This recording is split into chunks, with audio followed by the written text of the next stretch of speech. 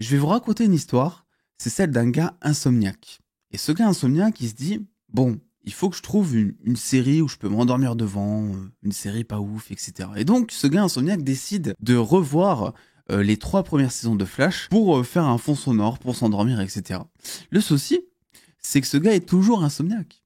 Parce que ce gars n'a pas réussi à s'endormir devant les 3 premières saisons de Flash à sa grande surprise. Bonjour à toutes et à tous, on m'appelle Steven et à l'occasion donc de la saison 9 de The Flash et de sa sortie, vu que j'aurai l'occasion de faire une vidéo critique avis global de ce que sera cette saison 9 à la fin de sa diffusion, mais aussi je pense de faire un petit point sur tout ce qu'a été Flash et en général l'Arrowverse durant toutes ces années, eh bien je voulais en fait apporter quelque chose de positif cette fois pour les 3 premières saisons de Flash autour d'une vidéo qui s'appelle Critique mais qui a en fait une espèce d'avis dans la globalité de ce qu'a été Flash, de ce qu'a été l'Arrowverse, de ce que ça m'a aussi apporté, parce que moi je considère que c'est vrai que Flash, on en a beaucoup parlé en négatif ces derniers temps, mais je trouve que c'est une série un petit peu pilier pour la connaissance et la passion de l'univers DC pour beaucoup d'entre vous. Moi-même, j'ai beaucoup appris grâce à la série Flash, grâce à l'Arrowverse. Je voulais un petit peu, on va dire, rendre à César ce qui est à César avant que Flash ne devienne ce que c'est aujourd'hui, c'est-à-dire finalement une série qui est pas ouf, mais que tu continues de regarder pour l'attachement envers les personnages, et on aura l'occasion d'y revenir là-dessus. Mais c'est avant tout une série qui était bien écrite. C'est une série qui était consciente qu'elle n'avait pas des effets spéciaux de ouf, et que donc elle jouait de sa mise en scène pour cacher les effets spéciaux qui étaient pas ouf, et ça fonctionnait, mais vraiment. On est en mode full spoiler ici pour les 3 premières saisons, mais je me rappelle par exemple d'une scène dans la saison 3 de Flash justement, où donc on a Captain Cold qui revient, qui doit donc entrer dans une base de l'Argus pour voler une source d'énergie pour combattre Savitar en gros, et le problème c'est que cette base elle est gardée par King Shark, et le problème c'est que King Shark c'est un mec qui est en full 3D, qui était d'ailleurs pas si dégueu que ça pour une série low budget, et je trouve que les effets spéciaux des dernières saisons de Flash, quand il s'agit en tout cas de la 3D, sont vraiment mais archi dégueux par rapport aux premières saisons. C'est là où il y a un souci en termes d'évolution justement. Et bref, ce Captain Cold, il embrume la pièce avec son pouvoir glacial, je sais pas trop quoi, donc ça met de la brume, ça cache King Shark, et il dit « J'ai l'impression d'être dans les dents de la mer parce que le requin était tellement moche qu'il n'osait pas montrer le requin. » Et donc tu sens que c'est un truc tellement méta à ce moment-là, qui te disent le King Shark en fait on le met pas parce que il nous coûte trop cher, et du coup on peut pas le mettre autant de temps à l'écran que ce qu'on aimerait faire, donc on use de la mise en scène et ça permet d'avoir toute une brume avec juste l'aileron du requin qui dépasse. Ça fait une référence aux dents de la mer, c'est trop bien. C'est trop bien. Et pourquoi est-ce qu'ils font pas ça encore? Pourquoi est-ce qu'il ne faut pas ça? C'était vraiment trop cool. Mais bon, j'aurai l'occasion un petit peu de parler de l'évolution de l'Arrowverse au moment de la fin de diffusion de la saison 9 de Flash. Aujourd'hui, c'est plus un hommage quelque part, dans le sens où la saison 1 de Flash était vraiment incroyable. La saison 2, j'avais oublié à quel point elle était bien. Et la saison 3, en vrai, elle était bien, mais elle aurait pu être beaucoup mieux. Et c'était selon moi un petit peu le début des problèmes. Je vais revenir bien entendu. Saison 1, c'était évidemment Reverse Flash, avec tout le twist où en fait tu découvres que c'est Harrison Wells au fur et à mesure, et puis t'attends d'épisode en épisode qu'il fasse la révélation. C'est là où c'était justement la différence avec les autres genres, on va dire, de séries à twist, grosso modo, c'est que la première saison t'apprends très tôt, plus ou moins t'apprends au milieu je crois grosso modo, que Reverse Flash, eh bien c'est Harrison Wells, et Hobart Fun, ça après tu l'apprends après, mais tu sais que le gars en fauteuil que tu vois depuis le départ c'est lui en fait, et ça tu le sais avant les personnages. Et en fait ce que t'attends le plus, c'est le moment où les personnages vont apprendre que c'est lui, parce que tu sais à quel point ils sont attachés, etc. Le méchant avait de l'enjeu, il avait aussi de la sympathie, c'était le meilleur méchant selon moi de Flash, et c'est pas pour rien qu'il revient tout le temps. Dans chaque saison, tu vois le Reverse Flash, on arrive à donner une importance à chaque personnage, à chaque méchant, on arrive à leur donner de l'enjeu, et c'est pour ça qu'ils sont intéressants. C'est pas juste une vendetta à la con, ouais de Flash, c'est lui qui m'a donné mes pouvoirs, ça a gâché ma vie, let's go, on va le buter. Là c'était vraiment quelque chose de personnel qui était issu de la vie de Flash. Je veux dire, Reverse Flash, c'est une vendetta purement personnelle, il revient dans le passé, mais ça fonctionne parce qu'en vrai Reverse Flash de toute façon c'est l'équivalent du bouffon vert pour Spider-Man quoi, c'est son plus grand ennemi en gros. Et ensuite Zoom qui là aussi sujet à twist, puisque tu découvres que le méchant c'est le gentil que tu croises au départ en gros, et même quand tu t'en doutes, le souci c'est que t'as quand même une scène où tu vois Zoom tuer comment il s'appelle, Jay Garrick à ce moment là, donc tu te dis en fait c'est pas lui, qu'est-ce qui se passe alors si c'était lui, qu'on t'incorpore tout ce qui est vestige temporel et tout, donc ça, c'était super bien écrit aussi. Et la saison 3, et ben là aussi, un vestige temporel. Donc ça, on te développe ce qu'on t'a introduit en saison 2, mais on le pousse un petit peu plus à son paroxysme. Le vestige temporel de Flash qui devient méchant. Et Savitar, bon, ça a été, on va dire, une petite déception vers la fin, dans le sens où tu sens quand même qu'il était beaucoup plus puissant que Barry, en fait. Et là où dans les 2 premières saisons, c'était assez justifié, parce que à chaque fois Barry arrive à pousser sa vitesse, où il arrive à pousser son intelligence, comme dans la saison 2, où il va mettre des vestiges temporels pour continuer à courir pendant que lui il arrête zoom. Là, dans la saison 3, c'est vrai que Savitar, tu sens quand même qu'il est à fond les ballons. Tu sens qu'il a l'occasion de tuer 600 fois toute la team Flash pour détruire Barry, justement. Parce que dans la saison 3, en fait, on t'explique que, en gros, bon, Barry doit rester vivant pour que Savitar puisse vivre, pour que le vestige puisse devenir Savitar, en gros. Donc il peut pas nécessairement tuer Barry à ce moment-là, mais il t'explique que, en gros, il doit briser le cœur à Barry pour que Barry, en fait, devienne ce vestige un peu ténébreux de Flash, en gros. Et on te présente qu'une seule solution, c'est Iris. Mais en vrai, je pense que t'aurais quand même pu briser Barry si tu tuais par exemple toute la team Flash sauf lui, quoi. Il avait plein de possibilités pour lui briser le cœur. Donc en vrai, c'est pour ça que je dis, Savitar aurait pu être beaucoup plus badass. Déjà, il aurait pu tuer 600 fois la team Flash parce qu'il y a plein de moments où il les croise et genre ils discutent et tout. Mais bon, ça c'est un petit peu le souci des séries de la Reverse en général. C'est que ils font durer un petit peu le temps et avant chaque combat, t'as toujours un monologue, ou après chaque combat, à chaque confrontation, pareil, les ennemis sont par terre, tu te dis mais vas-y, là tu pourrais le buter en 2 secondes, et du coup non, il parle, et du coup retournement de situation, il se fait pas buter, l'autre prend l'avantage, c'est toujours comme ça. Mais c'était de très très bonnes saisons, c'est pas non plus voilà, on va pas non plus déconner, c'est pas une série que tu regardes avec une attente de type House of the Dragon dernièrement, voilà, c'est pas ce genre de série là ficelée comme ça et de manière chef-d'œuvre, j'ai envie de dire, mais c'était le genre de série en fait qui pourrait totalement rivaliser, par exemple je pense avec un Prison Break pour moi. Bon, peut-être pas quand même, faut pas déconner, mais mais c'était en fait ce que je veux dire, une très bonne série, genre du mardi soir sur M6 par exemple. Ça se laissait très bien regarder, c'était grand public. T'apprenais plein de choses, et ça voilà, j'ai envie d'en parler, c'est que Flash, c'est aussi, moi me concernant, la série qui m'a rendu très curieux en fait envers l'univers d'ici. Alors il y a eu plein d'étapes, il y a eu les films de Nolan, il y a eu les jeux vidéo Batman, il y a eu les comics que j'ai pu lire, ou même quelques dessins animés sur lesquels j'ai pu tomber plus jeune, mais vraiment Flash a aussi été une pierre de l'édifice qui a permis aujourd'hui à ce que je m'intéresse et à ce que je sois passionné en fait de l'univers d'ici. Il te présente plein de personnages très secondaires, des méchants, qui sont certes pas tout le temps très bien habillés, tu sens certes le manque de budget par moment, mais en vrai c'est peut-être une des rares séries à le faire, avec Smallville par instant aussi plus tôt, mais c'est une série qui permet en fait d'accentuer ce lore d'ici, et ça c'est super cool. Et en fait le gros problème, bon mis à part que je crois que les scénaristes sont partis en vacances à partir de la saison 4, saison 5, un truc comme ça, puisqu'après c'était vraiment la décadence, il y a eu quelques épisodes d'espoir, vraiment il y a eu des bons moments, des bons épisodes, même dernièrement dans The Flash, et ça reste que des courts instants par rapport à d'autres moments qui sont pas ouf, etc. Et même en plus de ça, c'est que tu sens que plus on avance, et plus les acteurs en ont plus rien à faire de leur rôle.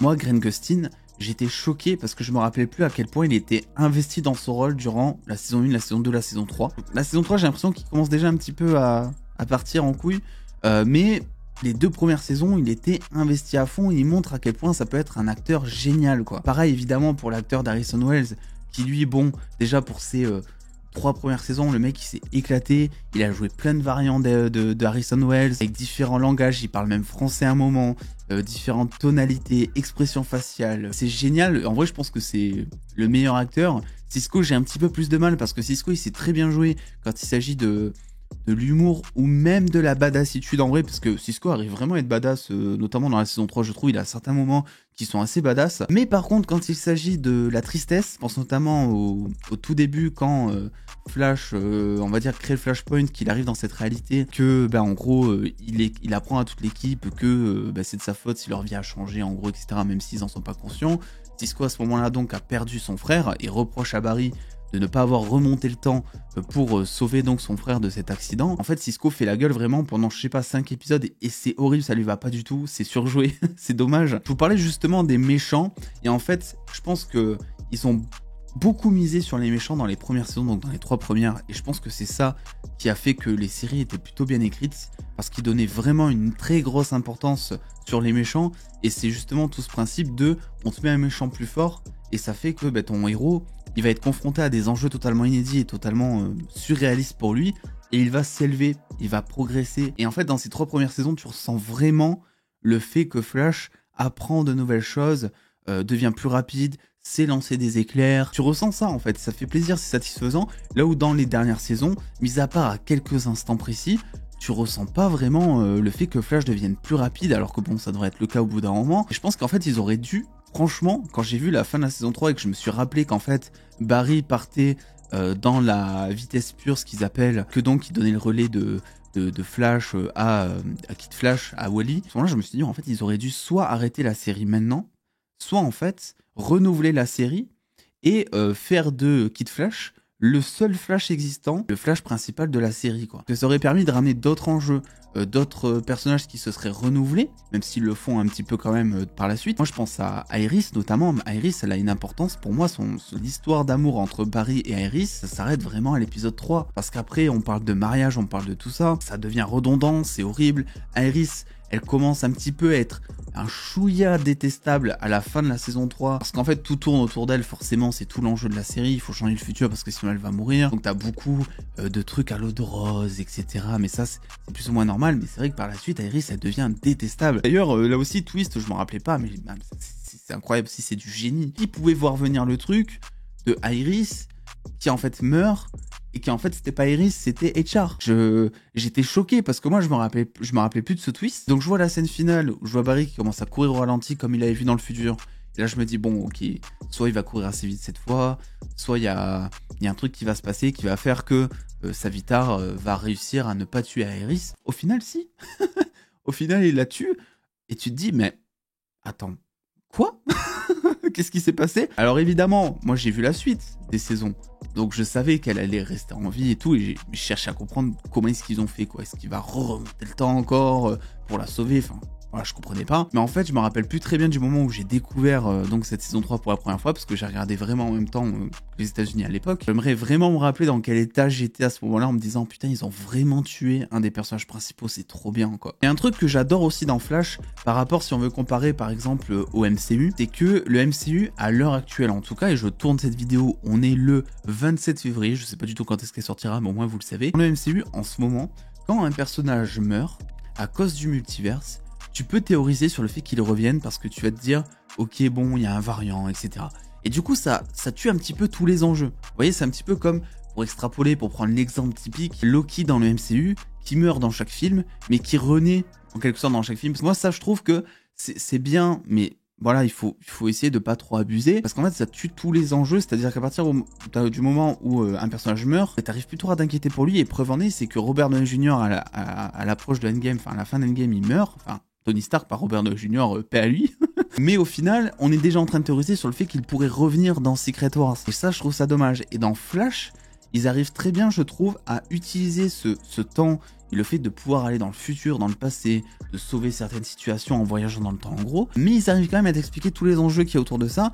Et tu comprends pourquoi est-ce que Barry, des fois, en gros, même s'il va perdre des proches, même si c'est la grosse merde, tu comprends pourquoi est-ce qu'il va se contenir et il va éviter de remonter le temps. Donc il y a une limite qui est posée, qui est très bien définie grâce au Flashpoint dans la saison 3 justement, qui va permettre ensuite de pas trop remonter le temps par la suite, etc. Là où dans le MCU, t'as l'impression que pour l'instant, en tout cas, ils peuvent faire ça comme ils veulent pour faire kiffer les fans, pour faire revenir des personnages morts, etc. Imaginez si à l'époque d'Endgame, par exemple, on avait conscience de tout ce multiverse et de tous ces variants, je peux vous assurer qu'à la mort de Tony Stark, on se serait pas du tout effondré comme ça. Parce qu'on se serait dit, bon, il va peut-être revenir, peut-être un variant.